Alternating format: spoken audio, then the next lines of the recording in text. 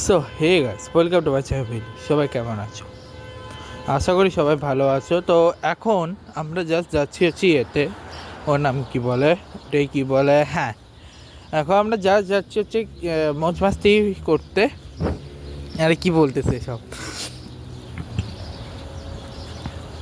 Sorry, মানে উল্টাপাল্টা বলছি, সরি তার জন্যে। তো গাইস আমরা এখন মানে জাস্ট জিম থেকে বেরিয়েছি, কিছু আপডেট দেওয়ার ছিল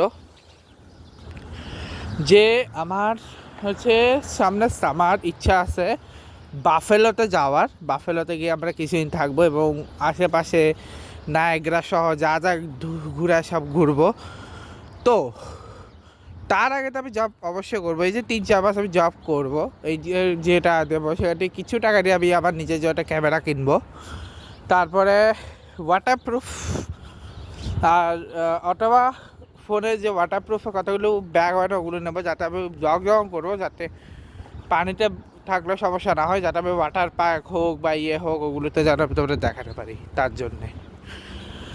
আর আমার ইচ্ছা আছে যে আস্তে আস্তে ইউএস পুরো ঘুরে দেখাবো।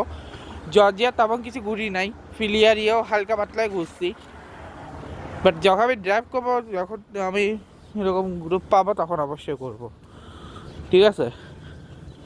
ইচ্ছেটা আছে। এখন দেখি, চিন্তা করতেছি যে কী করা যায়। আর আবার একটা বাসা চেঞ্জ করা নিয়ে প্ল্যান হচ্ছে, কারণ ওই বাসায় প্রচণ্ডই এতই দূর যে ওখানে থাকা সম্ভব না।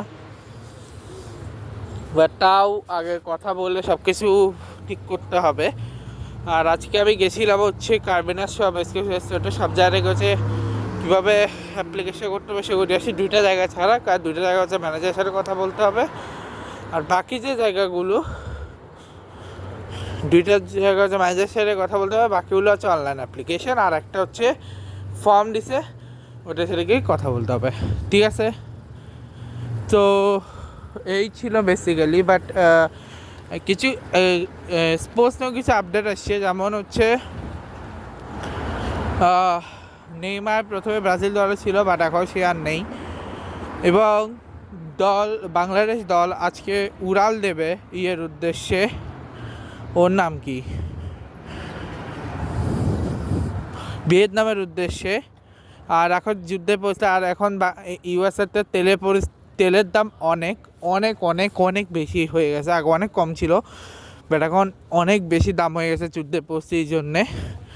আর ইংল্যান্ডে কাউন্টিও শুরু হচ্ছে কিছুদিন পরে, কিন্তু সেইখানে একটু প্রবলেম হচ্ছে, কারণ কাউন্টির জন্য যে বলগুলো থাকে সেই বলগুলো অন্য একটা জায়গা থেকে তারা ইম্পোর্ট করে, কিন্তু এখন যুদ্ধ পরিস্থিতিতে যতক্ষণ বিকল্প পাচ্ছে তত খরচ যে ওরা পাচ্ছে না। দেখা যাক কী হয়। এইসব খবর আমি খুঁজে খুঁজে বের করছি, আর দেখা যাক। আর রিসেন্টলি আবার ইন্ডিয়ান যে আওয়াজ শো ছিল সেখানে দেখলাম সূর্যবংশী সবাই ছিল ওখানে, বেশ সুন্দর লাগবে ওটা। তো এই ব্লগটা এখানে শেষ করছি, দেখা হচ্ছে তোমার সাথে নেক্সট ভিডিওতে। ভালো লাগে লাইক করবো, কমেন্ট করবো। আজকে ওটা চলে গেছে, কালকে ওটা good bye guys, good bye.